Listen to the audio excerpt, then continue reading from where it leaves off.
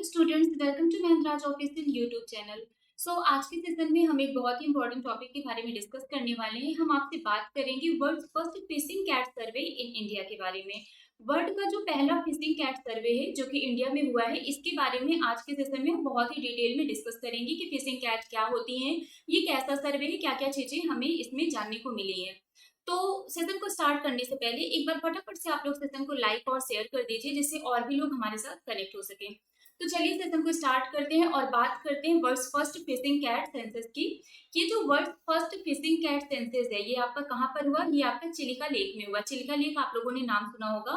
Chilika lake में ये world का जो पहला फिशिंग कैट सेंसस है, ये यहाँ पर आपका कंडक्ट किया गया। ठीक है, यहाँ पर एक इंपॉर्टेंट पॉइंट आ गया कि वर्ल्ड का जो पहला फिशिंग कैट सेंसस है, ये जो पहला फिशिंग कैट सर्वे हुआ, ये कहाँ पर हुआ? तो ये आपका चिल्का लेक में हुआ। ठीक है, कहां पर हुआ? चिल्का लेक में। पहला पॉइंट ये याद रखिएगा। चलिए अब आगे देखते हैं। अगर हम चिलिका लेक की बात करें, चिलिका लेक जो कि एशिया का लार्जेस्ट ब्रैकिश वाटर लगून है। ये क्या है? एशिया का लार्जेस्ट ब्रैकिश वाटर लगून है। चिलिका डेवलपमेंट अथॉरिटी ने फिशिंग कैट प्रोजेक्ट के साथ कोलैबोरेट करके चिलिका लेक में इन्होंने क्या किया? इन्होंने ये सेंसस किया फिशिंग कैट का, और उसके अकॉर्डिंगली, इस सर्वे के अकॉर्डिंगली ये पाया गया कि टोटल 176 फिशिंग कैट आपके चिलिका लेक में है। ठीक है, फिशिंग कैट प्रोजेक्ट के सहयोग से चिल्का डेवलपमेंट अथॉरिटी द्वारा की गई जनगणना के अनुसार चिल्का झील जो कि एशिया की सबसे बड़ी खारे पानी के लैगून है, वहां पर 176 मछली पकड़ने वाली बिल्लियां हैं। ये जो आपका फिशिंग कैट है, फिशिंग कैट क्या है? ये मछली पकड़ने वाली बिल्लियां हैं। ठीक है, ये मछली पकड़ के उसको अपना शिकार बनाती हैं। तो चिलिका लेक में आपके 176 फिशिंग कैट पाई गई हैं। ठीक है, इस सर्वे के अकॉर्डिंगली जो रिजल्ट निकला है वो ये है कि चिलिका लेक में कितने फिशिंग कैट हैं? 176 फिशिंग कैट है। तो ये नंबर याद रखिएगा। ठीक है, और ये जो सर्वे है ये किसके द्वारा किया गया? तो इसको चिलिका डेवलपमेंट अथॉरिटी के द्वारा किया गया, दैट इज सीडीए। किसके द्वारा किया गया? सीडीए के द्वारा। सीडीए क्या है? Chilika development authority. और इन्होंने किसके साथ कोलैबोरेट करके ये सर्वे किया? तो इन्होंने फिशिंग कैट प्रोजेक्ट के साथ कोलैबोरेट करके ये सर्वे कंप्लीट किया। ठीक है, यहाँ तक क्लियर हो गया। अब आगे देखते हैं इस सर्वे के बारे में। बात करते हैं कि सर्वे कैसे किया गया। अगर इन्होंने ये बताया कि टोटल इतने फिशिंग कैच हैं, तो कैसे इन्होंने ये सर्वे किया? This is the world's first population estimation of the fishing cat done outside the protected area network. इसको वर्ल्ड का पहला पॉपुलेशन, इसको वर्ल्ड का पहला फिशिंग कैट सर्वे क्यों बोला जा रहा है? इसको इसलिए बोला जा रहा है क्योंकि ज्यादातर हमारा जो ये सेंसस होता है ना, जो सर्वे होता है, ये प्रोटेक्टेड एरिया में होता है। बट ये जो आपका सर्वे हुआ है ये outside the protected area network में हुआ है। दैट्स व्हाई इसको वर्ल्ड का पहला क्या बोलते हैं, फिशिंग कैट सर्वे बोला जाता है। ठीक है, this is the world's first population estimation of the fishing cat done outside the protected area network. यह संरक्षित क्षेत्र नेटवर्क के बाहर मछली पकड़ने वाली बिल्ली का या दुनिया का पहला जनसंख्या अनुमान है। कैसे ये सर्वे किया गया था? तो टोटल आपके 150 कैमरा ट्रैप्स लगाए गए थे, दैट वर प्लेस्ड रफली 30 days through out the 2 phase study in 2021 and 2022। 2021 और 22 में 2 चरणों के अध्ययन के दौरान लगभग 30 दिनों के लिए टोटल 150 कैमरास को क्या किए गए थे? लगाए गए थे। ठीक है, टोटल 150 कैमरा ट्रैप्स को लगाए गए थे, जिसके थ्रू क्या किया गया था? ये रिकॉर्ड किया गया, ये आपका सर्वे कंडक्ट किया गया। इसके अलावा एक अप्रोच है जिसके थ्रू ये आपका मतलब जो आपका डेटा आया उसको एनालाइज करने के लिए इन्होंने जो अप्रोच यूज किया वो क्या है? आपका एसईसीआर।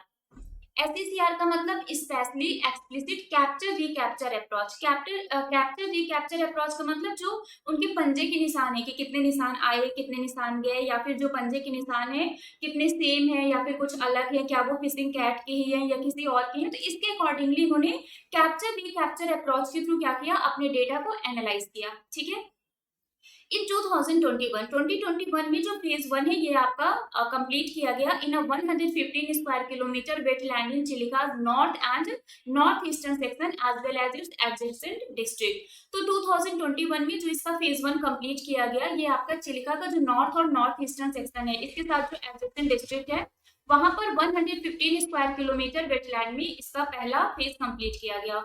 और जो दूसरा इसका फेज है ये 2022 में किया गया and it was done on the Parikuda side as well as the Chilika coastline island. So दूसरे चरण में परिकुडा की ओर साथ ही चिल्का तटरेखा द्वीपों पर किया गया था। ठीक है, पहले फेज में 115 स्क्वायर किलोमीटर वेटलैंड में सर्वे किया गया in Chilka's north and north eastern section. ठीक है, और फेज सेकेंड में ये पारिकुडा साइड में किया गया as well as the Chilika coastline island. कैसे किया गया? 150 कैमरास लगाए गए थे, उसके थ्रू फोटोज और वीडियोस के थ्रू देखा गया। फिर अपने डेटा को एनालाइज करने के लिए इन्होंने SACR अप्रोच को क्या किया? फॉलो किया, इसको यूज किया अपने डेटा को एनालाइज करने के लिए। यहाँ तक क्लियर हो गया? चलिए, अब ये जो फिशिंग कैट है इसकी अगर हम बात करें तो हमारी जो नॉर्मल कैट होती है, मतलब जो हमारे घरों में बिल्लियां पाई जाती हैं, उससे ये डबल साइज की होती है। ठीक है, देखने में आपको एक शेर जैसा लगेगा, बट ये शेर नहीं होता है, ये बिल्ली होती है जिसको हम फिशिंग कैट बोलते हैं। तो ये आपका पूरा एनाटॉमी है फिशिंग कैट का।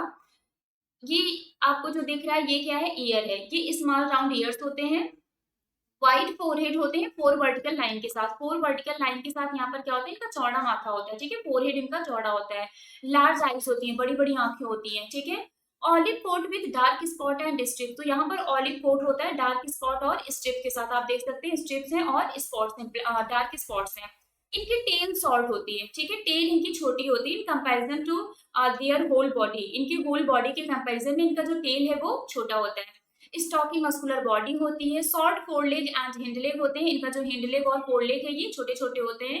एंड सेमी रिट्रैक्टेबल क्लॉज होते हैं। ये सेमी रिट्रैक्टेबल क्या होते हैं? इनके जो क्लॉज है ना, ये सेमी रिट्रैक्टेबल होते हैं, जिसकी हेल्प से ये क्या करते हैं? ये तैरते हैं। सो ये पूरा एनाटॉमी है फिशिंग कैट का। ठीक है, चलिए आगे देखते हैं।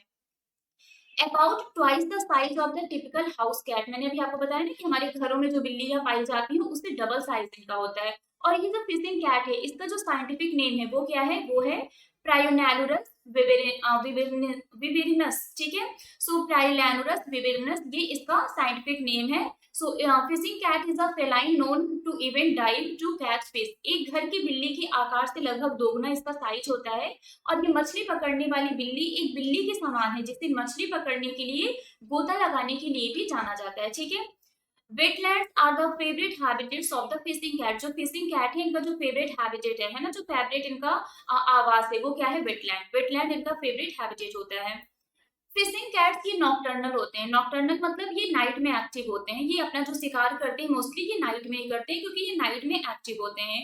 And in addition to fish, fish के अलावा ये फ्रॉग पर भी क्या करते हैं? And prey on frogs, crustaceans, snakes, birds and scavengers present on the carcasses of larger animals. So ये जो फिशिंग कैट्स हैं ये मछली के अलावा मेढक, क्रस्टेशियंस, सांप, पक्षी तथा बड़ी जानवरों की सौ पर उपस्थित जो हमारे कैरकेसेस होते हैं ना, अपमार्जक होते हैं, उनका भी ये शिकार करती हैं।